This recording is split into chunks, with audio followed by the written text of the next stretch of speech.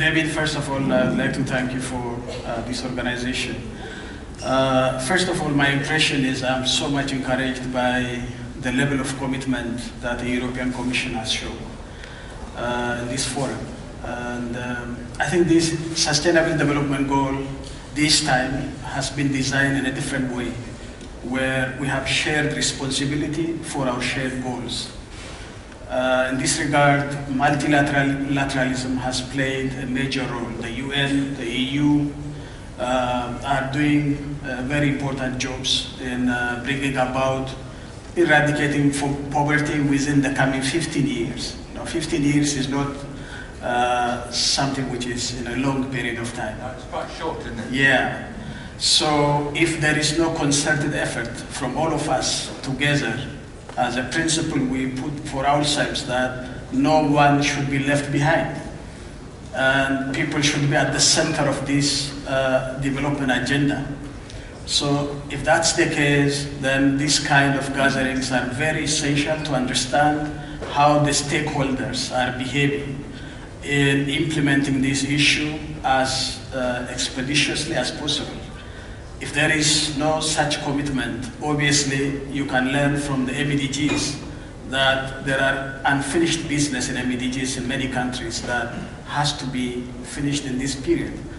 So I believe that, as the President and the Prime Minister said, there should be a country ownership and the goals are universal, but that doesn't exclude that everybody has to be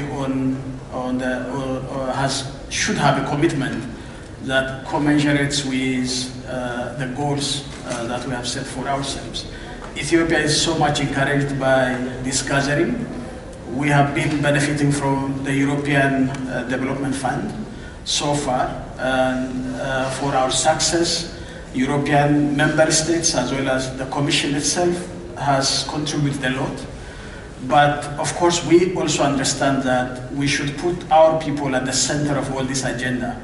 The issue of women, the issue of youth is very essential because they are 70% of our population is below the age of 30 in Africa. So if we don't engage women and youth in this process, it means that we are, excluding the majority of our population. As you said, governments should be at the driving seat. But what does that mean? I think that has to be properly understood and responded to. I believe that governments can play a major role in leading the process. And we learned a lot from this forum, that as the leader of the government of Ethiopia, I have the commitment to lead this process. And that's why I'm here. And I think it's very essential to understand this is a process that can be achieved by the concerted effort of every one of us. And I would like to thank the European Commission for organizing this event. And it's a success of all of us. Thank you. Thank you very much indeed, Prime Minister.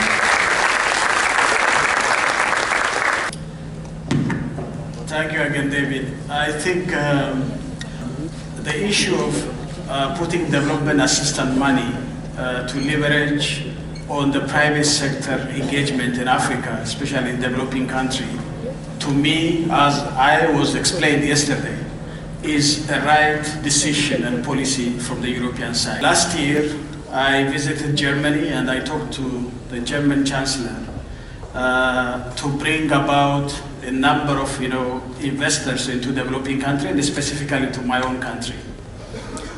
The European investors are so much afraid of risks that exist in Africa. That's the truth.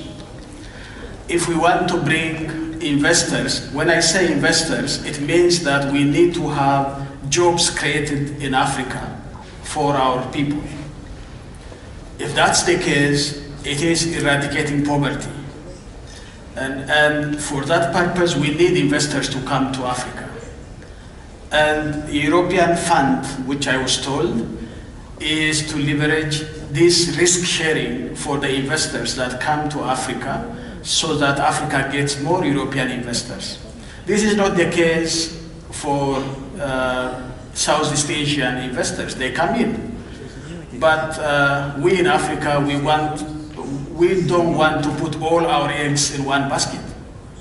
We want to put our eggs in different baskets so that when there is a failure in some part, then the other can be successful. So we want European investors to come and invest in our countries.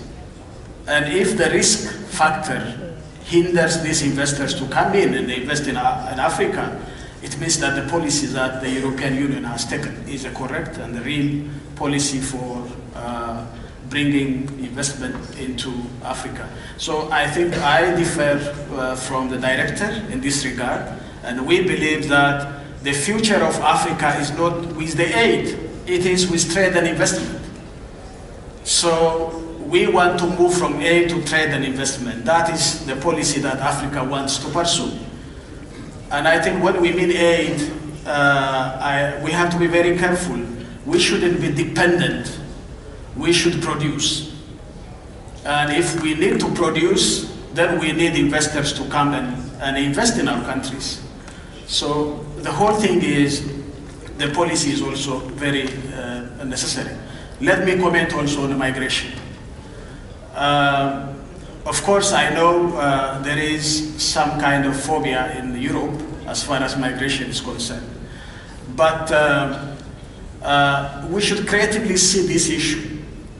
I mean, it is a human rights issue, as the director said, but we have also to see that the root cause of migration has to be resolved. It shouldn't be at the end when the flock of this migration comes into Europe, then we shouldn't entertain when it comes to Europe. We should see what the root cause is and try to address this root cause back in the countries which contribute to migration. So in this regard, we have been discussing with European Union, and designed a program where we can create jobs to these young people who are risking their life to come to Europe. And in this regard, we have a creative programs that is designed to create jobs back home. For example, if you see, I have an example.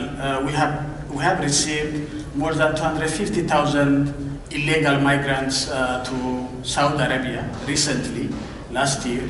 And these returnees has been settled because European Union has supported us in creating jobs at home.